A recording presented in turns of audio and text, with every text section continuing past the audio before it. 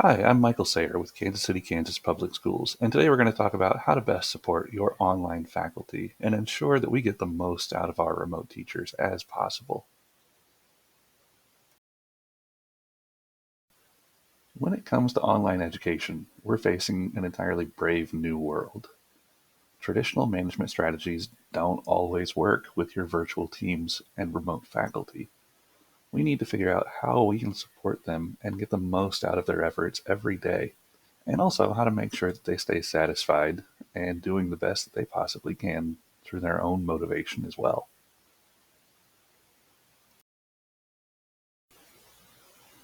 When it comes to our virtual teachers, we need to realize that it takes different things to support them.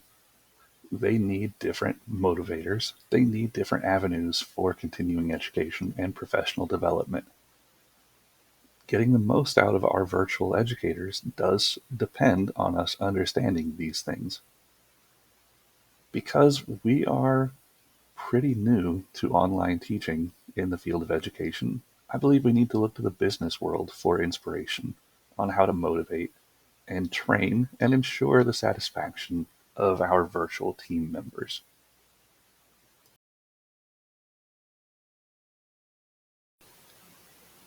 The first theory that we'll be learning about is McClellan's theory of need.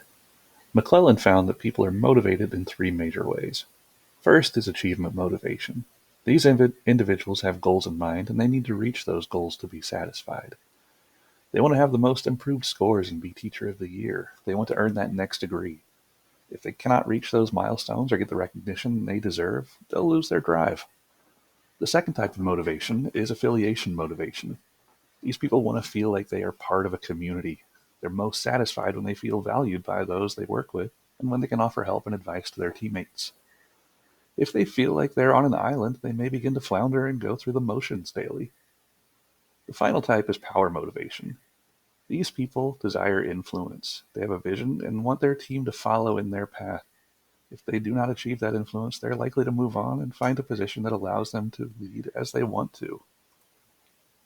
Getting to know each member of our remote faculty is imperative because that lets us learn how to motivate each of them individually and how to help them all feel satisfied with their job. We need to be able to match motivations to team roles. After all, we want to feel satisfied with the work we do. We can't feel that satisfaction without having our needs met. And a team of satisfied educators will tend to be much more successful, as will their students. They'll help each other through their affiliation with the group, they'll help each other reach their own goals, and they'll help each other set and reach both individual and team goals. For example, a power motivated team member would benefit from a team lead role or heading up training projects.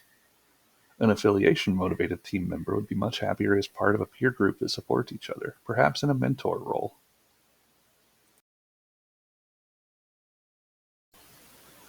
The second theory that we're going to look at that can help us with our remote faculty is Hertzberg's duality theory. Hertzberg believed that job satisfaction is derived from internal factors, those motivations from McClellan's, and external, also called hygiene factors. Hygiene factors Hertzberg identified include the organization's policies and administration, the style of supervision, their relationships with their supervisors, and overall working conditions. Basically, are we as an organization setting up an environment that our faculty feels comfortable and supported in? Are we giving them everything they need to succeed? According to Hertzberg, motivation and hygiene factors work together, but in almost opposite ways. Having the hygiene needs go unmet is sure to lead to dissatisfaction, but meeting those basic needs will not lead to satisfaction in their job. Conversely, meeting motivational needs can lead to satisfaction, but failure to meet those needs will not lead to dissatisfaction. One of the more interesting takeaways from Hertzberg is that the opposite of satisfaction is not dissatisfaction. Instead, it's neutrality. We need to figure out how to balance those hygiene and motivational needs to ensure that our virtual faculty feels satisfied in the work that they do.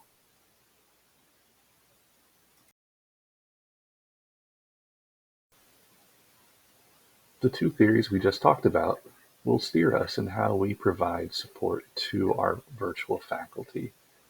By applying those two previous theories, we can dramatically improve the performance of our team, increasing their job satisfaction. And remember, satisfied team members are much more likely to strive for continual improvement and continued learning in their own positions.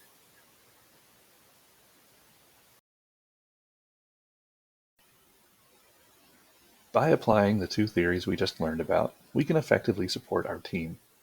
First, we can provide and even sometimes facilitate opportunities for peer collaboration and even general interaction. While this strategy mainly addresses McClellan's affiliation motivation, power and achievement can also be addressed. By implementing a schedule and routine for PLC meetings through programs like Slack and Google Spaces, we're bringing the team together on a regular basis. We can set the agenda and have our team leads lead the actual meetings and add any agenda items that may fit. We could also implement mentoring programs that pair up new team members with those who may be more established. Basically, any meaningful way that the team is brought together is beneficial. This could even include strictly social activities, like online trivia games or virtual happy hours that may strengthen the ties of our distance faculty. The second strategy is offering professional development that will directly impact our teachers. If possible, tap into the strengths of your team for inspiration. For example, if a team member is an innovator when it comes to assessment, offer them the opportunity to share with the others, helping to develop PD sessions on alternate assessments. If another team member is great with Canvas, they would be an excellent resource for the rest of the group to learn from. Professional development is most effective when we have buy-in from the group, and offering sessions that are rooted in their day-to-day operations goes a long way in earning that buy-in. We'll talk more about PD in a few minutes. All teams encounter problems from time to time, and virtual teams are no exception. We'll examine some of the more frequent problems here, and also some potential solutions to address those problems. The first common problem we face is the faculty's comfort level with technology. When it comes to distance learning, there are countless resources available, and it's natural that not every member of the team will be familiar with everything that we use in our virtual schools. Even if they are familiar with some of the resources, vendors update them frequently, adding and removing features. Again, it's to be expected that some of our team members will struggle. The first solution to address this problem is working with subject matter experts, both from your organization and externally, to create a knowledge base that can be referred to at any time. Most questions can be answered in short order with a comprehensive and well laid out knowledge base. Second, we can provide space for your faculty to learn and experiment.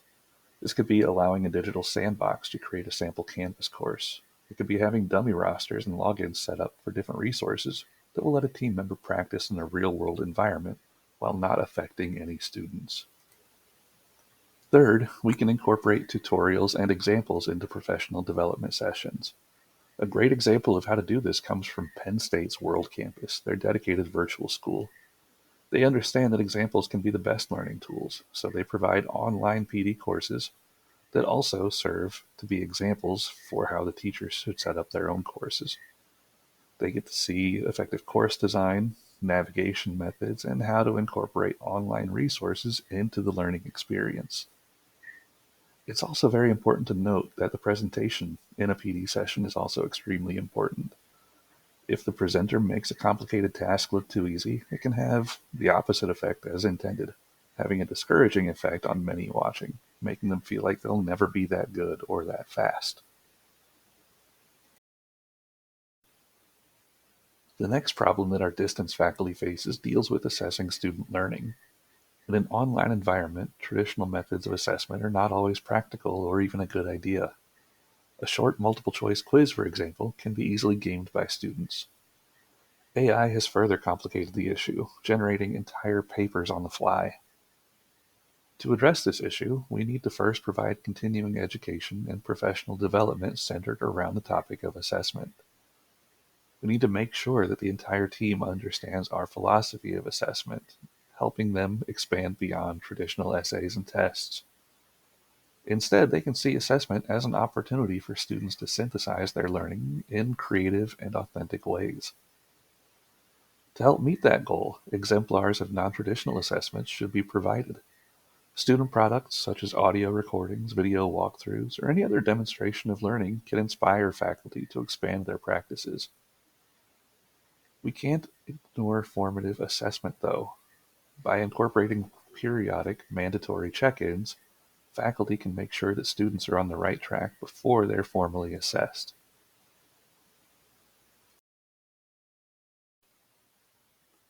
Thank you very much for watching this video. Now let's work together to ensure that your distance faculty is motivated, satisfied, and successful in everything that they do.